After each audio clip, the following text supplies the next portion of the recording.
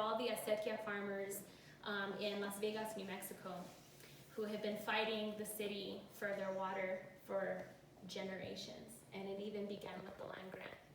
So this is a very rowdy, angry movement piece, but it's calling for the revolution so that the people can reclaim their land and their water back.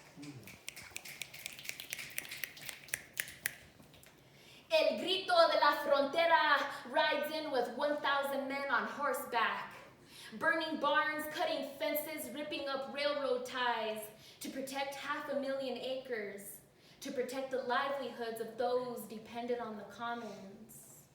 Cuando vino la hambre, vino el hambre.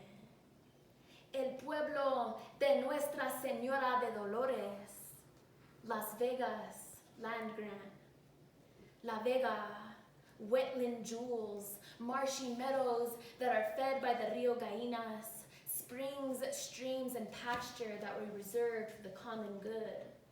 Not for the interests of politicians and big cattle operators to establish landholdings. 7,200 acres of fraudulently sold land were really owned by Spanish land grant heirs that bear wild, open, wild virginity of the West. Unadulterated opportunity, she can never really be yours, can't be wed, the wealthiest tried. Proposed to her with the Santa Fe ring. Lumber, gold, and cattle were never sufficient dowries. Pobre, cautiva.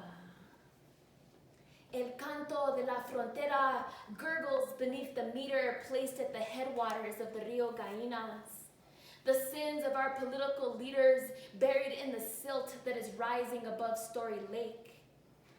The adjudication process has dried up 6,000 acres of irrigable land from the farmers in Las Vegas. The Pueblo water rights doctrine granted priority to the city that intercepted the water from the acequias for over 50 years. It is legal for our government to nickel and dime us for every drop. Every quarter of an acre adds up. In exchange for a priority date of 1835, the city has offered to pay $1.7 million back to the farmers to justify their backhand deal. ¿Dónde está la mano negra? Las lágrimas de la frontera are shed by an 84-year-old man whose water rights were being challenged by the state of New Mexico.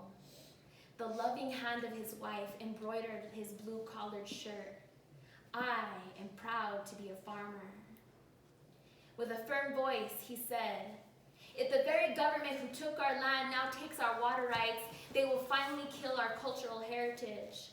They will dry up the Gallinas River, impact the economy and our ability to make a living, ruin the opportunity for next generation farmers, take away our ability to produce fiber and foods that feed the rich and the poor. You see, my people are not willing to negotiate, not willing to give up anything. So where are the gorras blancas? I pray for the resurrection of the movimiento, the resurrection of Juan Jose Herrera, Reyes Lopez Tijerina, the resistance against commercial and industrial control of New Mexico, our homeland. We are one with water and place. We rise up with lightning, rain, con los caballeros de justicia. La agua es una frontera, todos pelean por ella, muchos han muerto cruzándola, ellos la robaron y final se seca. La sequía is probably a curse for those who want to take ownership of Mother Earth. The bones of our ancestors who are buried beneath the city are finally taking the water back, quenching their thirst at last.